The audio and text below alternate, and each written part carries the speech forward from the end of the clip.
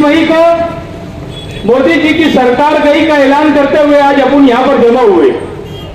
खास तौर पे मालेगांव धुलिया मतदार संघ के अंदर जो डॉक्टर सुभाष भामरे ने जो काम किया 10 साल तक के, और खास तौर के ऊपर उन्होंने हिंदू मुसलमान सिख ईसाई मालेगांव के लोगों का जो दिल दुखाया, उन्होंने कोरोना में उन्होंने कहा था कि मालेगांव के लोगों को धुलिया के अंदर आने मत दो।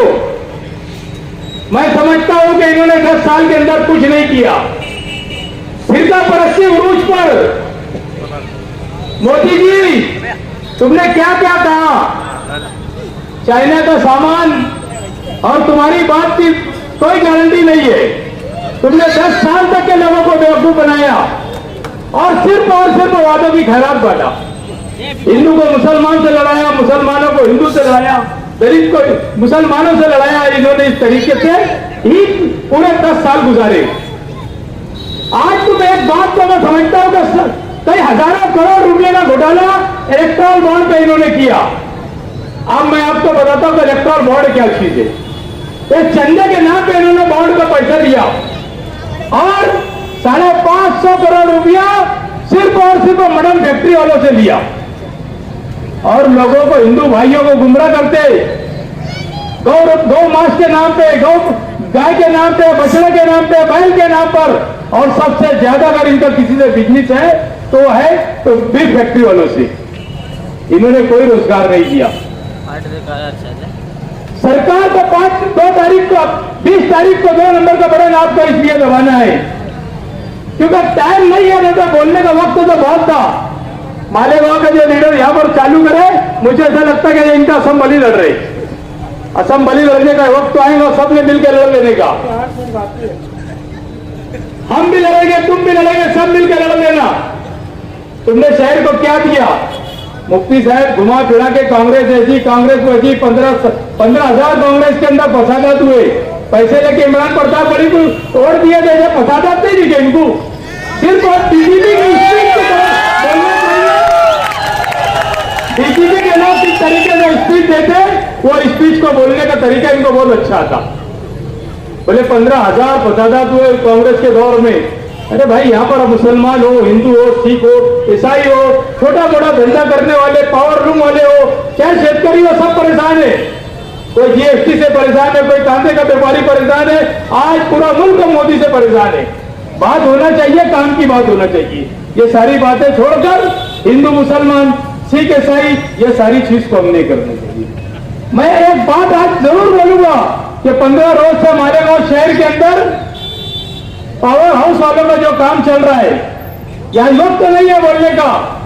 बहरहाल पावर हाउस वालों को मैं इंतबा देना चाहता हूं आपके तरफ से कि आप 20 तारीख का इलेक्शन होने दो। उसके बाद में आपने आपकी इज्जत को नहीं सुधारा तो मालेगांव शहर कांग्रेस कमेटी आपके जितने भी कर्मचारी अधिकारी रहेंगे इनका मुंह काला करेंगी। क्योंकि उसकी वजह है ये बार बार ट्रैप कर रहे, बार बार 12-12 घंटे 16-16 घंटे पावर बंद कर रहे। पावर क्यों बंद कर रहे? हम लोगों से बिल 1,500 रुपये हमारा बिल आया करता था, आज 2,500-3,000 रुपये हम बिल भर रहे। फिर भी हमारे लोगों को परेशान किया जा रहा है। एक महीने का बिल ड्यू हो रहा है, लोग दूसरे महीने में, चालू महीने में आके काट के चले जा रहे। इसके बारे में तुम्हारे को बोलने नहीं जा रहा मुफ्ती साहब। तुम दोनों आजी और माजी आमदार ने अजाब को मालेगांव में नाजिल किया है और इसका भुगतान आने वाले असेंबली में तुमको दोनों को भुगतना होगा। आज ये इलेक्शन उसके लिए नहीं है। आज इलेक्शन 20 तारीख को आपको सुबह सवेरे उठना है, आपको आपके घर से स्लिप लेना है, आपको आपके घर से आई कार्ड लेना है, उसके बाद पोलिंग बूथ के ऊपर जाकर सुबह सवेरे आपको वोट देना है। मैं समझता हूं ये हिंदुस्तान के मुस्तकबिल का इलेक्शन है। कोई आपको पूछना है कि भाई रिक्शा आई कि नहीं आई कि आपने वोट दिया, आपको खुद आपकी जिम्मेदारी छोड़ देना है। क्योंकि वोट देना है कि मुल्क के हालात देख रहे हैं आप, मुल्क के हालात। प्रियंका जी देखो, राहुल गांधी जी देखो, सब अपने घर से आज देश के लिए निकल चुके, देश की कुर्बानी के लिए निकल चुके। हम लोग क्या की कुर्बानी नहीं दे सकते। आज 10 साल हो गया, कभी सुभाष भामरे साहब हमारे शहर के अंदर आके किसी की मैयत में आकर नहीं बैठे, किसी के हाल चाल को नहीं पूछा। और इन्होंने फिरका परिस्थिति की ढाल हो गई, कल एक बंदर बच्चा ईदगाह ग्राउंड के ऊपर आ रहा है। कौन सा बंदर बच्चे हैं समझ गए होंगे आप लोग। कल फिरका परस्ती के लिए मालेगांव को बुलाया जा रहा है कि मालेगांव में जहर उगलो, हिंदू मुसलमानों में नफरत पैदा करो, इसके लिए कल उसको मालेगांव बुलाया जा रहा है। बहरहाल भाइयों, मेरे दोस्तों, मेरे बुजुर्गों, आपको जोश पे होश नहीं खोना है।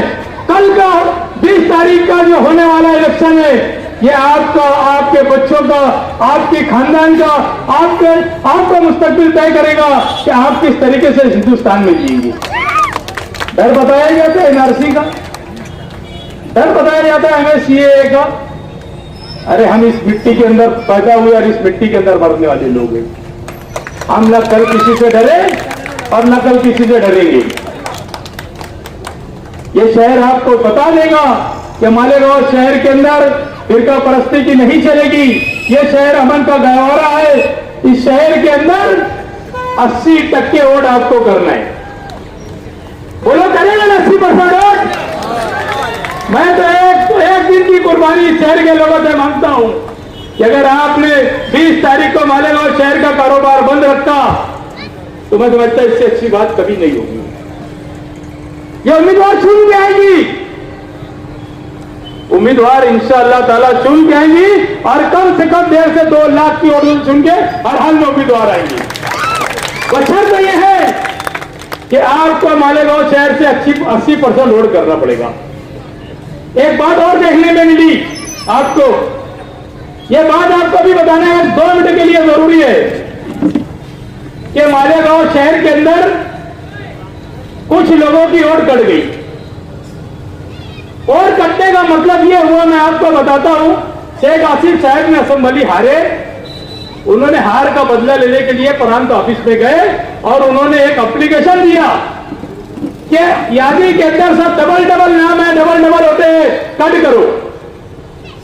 बिला वजह 20-22 हजार वोट काटी गई।